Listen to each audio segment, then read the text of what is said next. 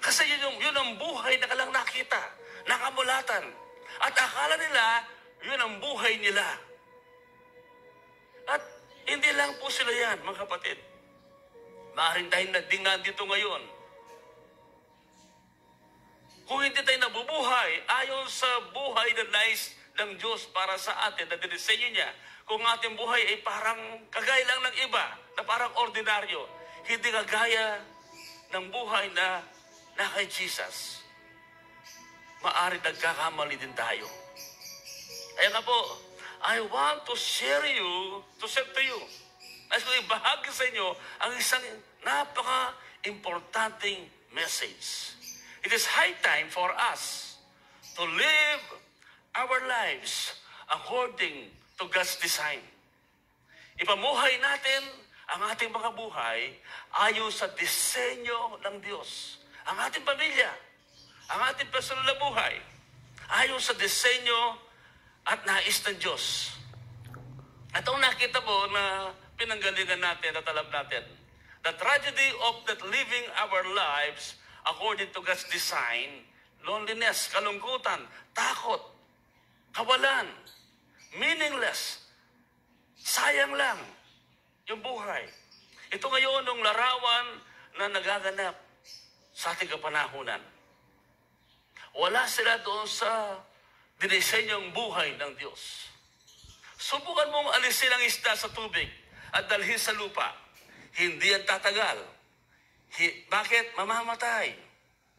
Mabubulok, mabibilasa, sapagkat hindi niya yung environment. Subukan mong alisin ang tao sa presensya ng Diyos. Sa dinisenyong buhay ng Panginoon, ang tao masisira, mabubulok, mabibilasa, magiging mabaho ang buhay. At alam niyo yan, alam ko, meron kayong mga tao na alam niyo na ang buhay nila hindi mabango. Hindi mo naaamoy ang Diyos. Hindi maganda. Kaya ang sabi, patuloy ko lang sisirain sa ibang mga bagay. Kaya napaka-importante na ating maintindihan na dinisenyo tayo ng Diyos na mabuhay para sa Kanya. Amen? Mabuhay para sa Kanya. Kaya nang nilikha niyang lahat ng bagay, gumawa siya ng special na lugar, yung Garden of Eden. At doon niya dinala ang tao. For what purpose? So that he can fellowship exclusively with them. Nais niya, maka-fellowship na siya.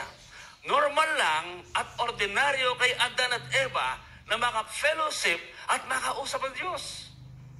Di mo ba? Pero sa panahon ito, kapag sinabi mong nakakausap mo ang Ama, ang Diyos, at nangungusap siya sa iyo, ang sasabihin ng iba, kulto ka, o kaya may topak ka na. Uy, nangusap daw ang Diyos sa kanya. Nakakausap, naranasan daw ang Diyos, nakikita ang Diyos. Ano po itong nakita ko? Ang normal noon kina Adan at Eva ay naging abnormal sa ating kapanahunan. Bakit? Dahil sa kasalanan. Dapat normal natin nakakausap ang Diyos, hindi misteryo, hindi mahirap. Dapat normal mo siyang maranasan. Bilang pastol natin, ginagabayan tayo. Dinadala sa mainam na buhay. Pero yung normal ngayon, naging mahirap. Yung dapat normal noon, naging mahirap ngayon. Hirap ang tao ngayon na maranasan ng Diyos. Hirap ang marami na makatanggap ng milagro. Bakit? Ginawa natin abnormal yung normal noon na disenyo natin. Anong nagpahiwalay? Kasalanan.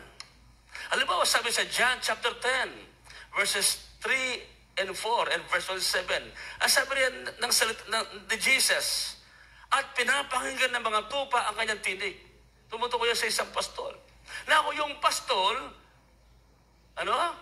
kilala yung tinig niya ng kanyang mga tupa. Tupa yan. Sino mas matalino? Tao o tupa? Tayo, di ba ba? Now, ang sabi yan, yung mga tupa naririnig, naintindihan yung boses ng kanilang pastol. Bakit ang tao hindi naririnig, naintindihan ang boses ni Kristo? Ano pa sabi yan? Tinatawag niya ang kanyang mga tupa. Now, this is a leadership. Sa kanilang pangalan at nilalabas sa kulungan. Ang isang shepherd, nakikita niya yung mga tupa, not as a flock, but as a sheep.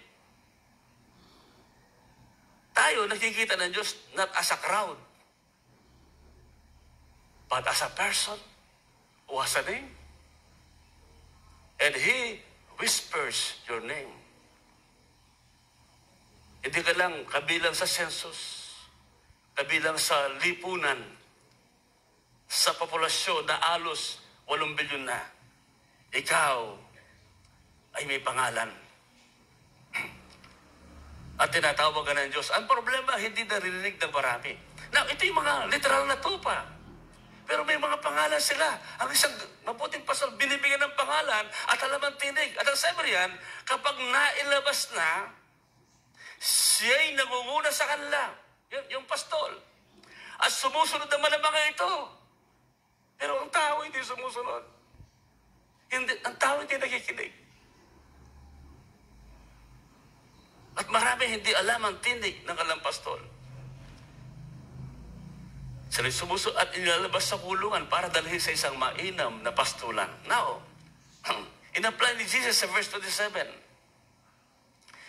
Sabi niya, nakikinig sa akin ang aking mga tupa. Nakikilala ko sila at sumusunod sila sa akin. Sumusunod sila sa akin. So in other words, mga kapatid, normal lang dapat sa atin na ating marinig ang boses ng ating pastol.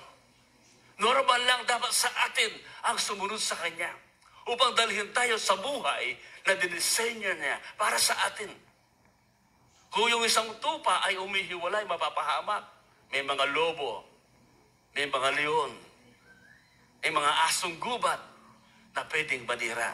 At yan ang nangyayari sa marami ngayon. Kaya nga po, nais ko yung dalhin sa isang importanteng talata sa Biblia. Sa Matthew, yung ating binasa kanina, ito yung panawagan ni Jesus sa maraming mga tao na sila po ay mag-transition mula sa lumang buhay na bunga ng kasalanan tungo sa bagong buhay na bunga ng kabanalan, tagumpay ni Kristo na gusto niyang dalhin ang bawat isa. It is an invitation from Jesus to live our lives according to God's design. Ang sabi ng Mateo 11:28-30, lumapit kayo sa akin. Kayong lahat na nahihirapan at lubhang nabibigatan sa inyong pasanin. At kayo bibigyan ko ng kapahingahan. In other words, outside of Jesus, without Jesus, yung buhay na yun, hirap, pagod, walang kapahingahan. Hindi yun yung buhay na gusto ng Diyos sa atin. Ang sabi niya, pasanin ninyo ang aking pamatok at matuto kayo sa akin, sapagkat ako'y maamo at may mababang loob. Makakatagpo kayo sa akin ng kapahingaan. Sapagkat madaling dalhin ang aking pamatok at magaan ang pasanay ibibigay ko sa inyo. Dito dinescribe ni Jesus kung anong klaseng buhay ang nais ng Diyos sa atin. Amen. Ang ganda ng pagkasabi sa The Message Translation, samahan niyo ko, sabi riyan, are you tired? Pagod ka ba? Are you worn out? Talagang sobrang pagod ka na. Wala ka ng lakas. Worn out. Burn out on religion is the problem eh. Dinala tayo ng kaaway sa reliyon, hindi sa relasyon. Ang sabi niya, get away with me. Sumama ka sa akin, sabi niya, and you'll recover your life.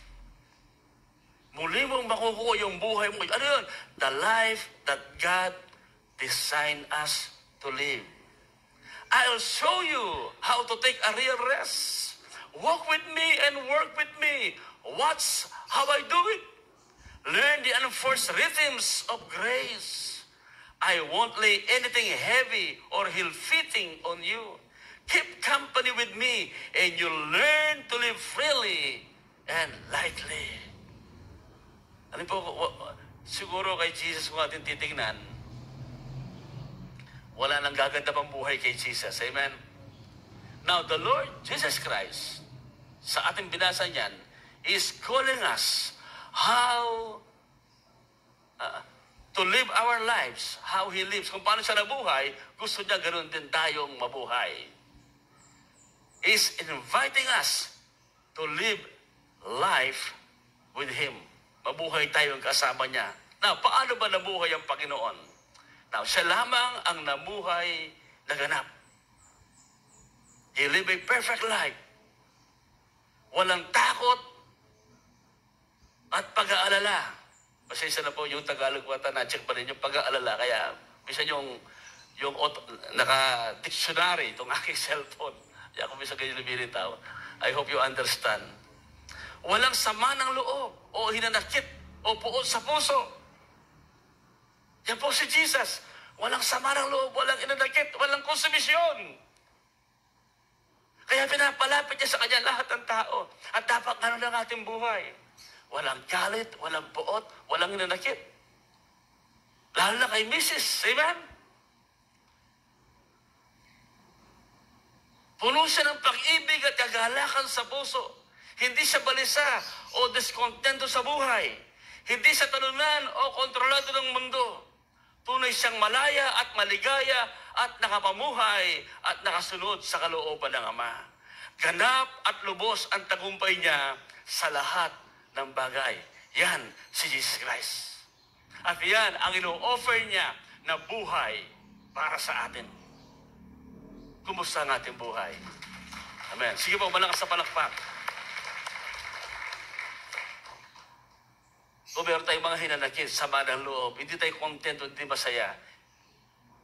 Talunan, pagod, nag-aalala lang masyado. Hindi yan ang buhay na nais ng Diyos sa iyo. Amen. Mabilis lang po ito. What are the steps we need to take to live the life God designed for us to live? Ano ba yung mga habang? Number one, ating makikita lahat sa panawagan ni Jesus. Number one is come to Jesus. Sabi niya, lumapit kayo sa akin. Sabi niyo, come to Jesus. Not to religion, but to Jesus. Sabi pa, come to Jesus. Now, why come to Jesus? Life without Jesus is meaningless and empty. Ang buhay na wala kay Jesus ay walang kabuluhan at walang patutunguhan kundi kapahamakan. Ngayon masaya ka. Diba? Ngayon masaya. Sige. After that, wala na. Sabi niya, come to me. Lumapit kayo sa akin. Yung word na come to me, it is an invitation. It is an invitation to live our lives in the power of His grace. Ito yung paanyaya niya na tayo mabuhay sa kanyang biyaya. Rhythms of grace. Amen? Para musika ang buhay mo. Maganda. It is an invitation to experience His joy and peace. Gusto niya i-share sa atin. Kaya Kristiyano tayo. Dapat nakikita sa atin yan. Minsan sinasabi nila, Pastor, masaya naman ako, kaya lang nasa puso. Pero dapat nakikita sa mukha, sa salita, sa kilos, yung ating galak, kapayapaan na galing kay Jesus. Amen? It is an invitation to live our lives in His strength and power. Pag sabi, come unto me, ito yung paanyaya na tayo mabuhay sa kanyang lakas at kapangyarihan. Hindi sa ating sariling lakas. Ang pakikawangis ni Kristo, hindi yung parang nagko-concentrate ka. No, it is just a life. Buhay, a flow. Buhay. It is an invitation to experience His presence. Come to me, sabi niya. Maintindihin niyo, maunawaan niyo, anong ibig sabihin na maging masaya. Na maramdaman ang presensya ng Ama. Maramdaman ang presensya ng Diyos. An invitation to experience His presence. Because when you come to Jesus, you will experience heaven on earth. Mararanasan natin yung langit sa lupa. It is an invitation to a life of victory and complete freedom. Si Jesus matagumpay. Si Jesus malaya. Pag lumapit ka sa Kanya,